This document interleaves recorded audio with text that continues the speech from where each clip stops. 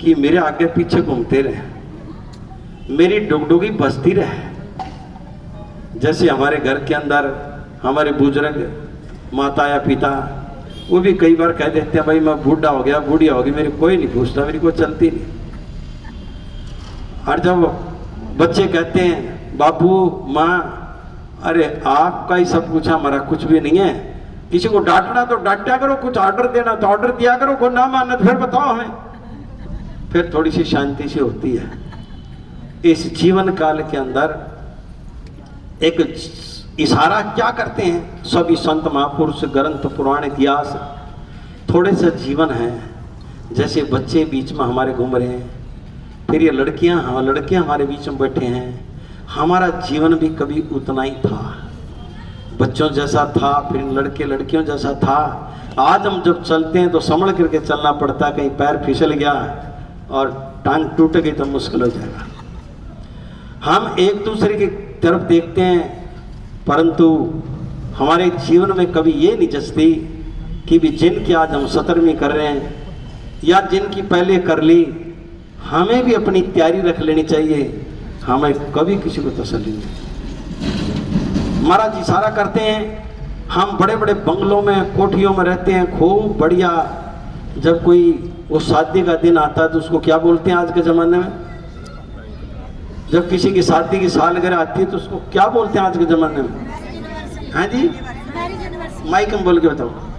Marriage anniversary. हाँ, वो हमें बोलनी नहीं आती। वो जब आती है तो बड़े बड़े होटल ढूंढते हैं और उस होटलों के अंदर हम बड़े बड़े गुलछरे उड़ाते हैं। जब किसी का जन्मदिन होता है तो उसको क्या बोलते हैं? हाँ, तो उसके लिए भी हम बड़े बड़े धूम मचाते हैं। हमारे बच्चे नाराज हो जाते हैं, रूठ जाते हैं कि वो होटल में नहीं लेके गए। परंतु सतगुरु जी क्या कहते हैं? हमारा आखिरी डेरा, आखिरी स्थान वो संस्कार स्थल है, दूसरा नहीं है। इसलिए इसकी तरफ हमें घूमना चाहिए।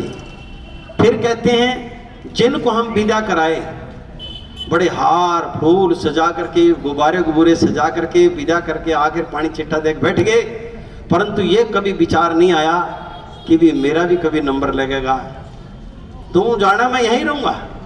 अरे तेरे भी बाहर खड़े हैं, गश्त लगा रहे हैं, जिस दिन टाइम पूरा उस दिन पकड़ ले जाएंगे। फिर इशारा कर रहे हैं सतगुरु जी, जैसे हाथी के ऊपर पहलवान होता है और जब हाथी इधर उधर जाता है तो उसके हाथ में बाला होता है, इसी प्रकार ये मन मस्त हाथी जो है, इसके ऊपर ज्ञान का अंकुश रख। अंकुश ज्ञान महावत राख है।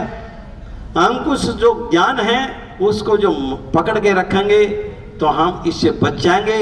जैसे हाथी के जब भाला मारते हैं तो खून निकलता है और वहीं पर चुप जाता है, इसी प्रकार हम उस खून के प्रयास से बच जाएंगे और अपना सीधा सीधा रास्ता बना लेंगे।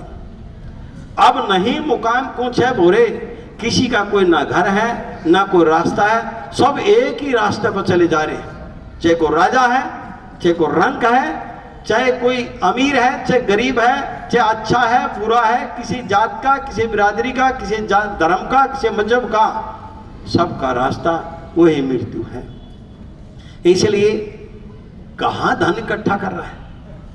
अरे क्यों दम तोड़े लायले डोरे इन श्वास रूपी धन को। हमारे पास धन जो है, असली जो धन है वो हमारा सांस है। जैसे हमारे चश्मा चढ़ गए, चश्मा किसके चढ़ते हैं? जिसके अंदर की दृष्टि ज्यों की त्यों है, बाहर थोड़ी सी घूम गई है, अंदर उसकी दृष्टि है तो चश्मा चढ़ जाएगा, नहीं तो अंदर खत्म होगी तो बाहर चश्मा नहीं चढ़ सकता। इसी प्रकार हमारे अंदर जो सांस रूपी धन है, अगर वो है तो बाहर का जितना भी धन नजर आ रहा वो सारा हमारा है, उसके ऊपर हमारा हक है। अगर हमारा अंदर का धन खत्म हो गया तो ये बाहर का धन हमारे कोई काम का नहीं है। और तो और कई लोग तो अपने घरों के अंदर पंडित को बुला करके कील गड़वा देते हैं, कभी इसकी आत्मा यहाँ दोबारा ना बढ़ जाए। धन कमाया सारा उसी ने, धन सब उसी का, परंतु कील गड़वा देते हैं कभी दोबारा ये आत्मा हमारे बीच में ना आ जाए। और कोई तकलीफ हो जाए तो कोई पंडित कह दे पितर सेध रहे हैं, तो फिर उन पितरों के आगे हाथ जोड़ करके एक बिल्कुल रद्दी से रद्दी, हमारी दुकानों में होगी वो धोतियाँ, कपड़ा डायमीटर का कपड़ा ला करके किसी पंडित को दे दो, पितर खुश हो जाए। अरे पहले तो बढ़िया चिकनी चिकनी धोती पहना करते थे वो पितर, जब जिंदे जागते थे, आज वो पुरानी खतर की बिल्कुल मोटी धोती पहनने लगे, यानी उसके अंदर का धन खत्म हो गया, तो बाहर का हमारा कुछ नहीं रहा, सब खत्म हुई कहानी।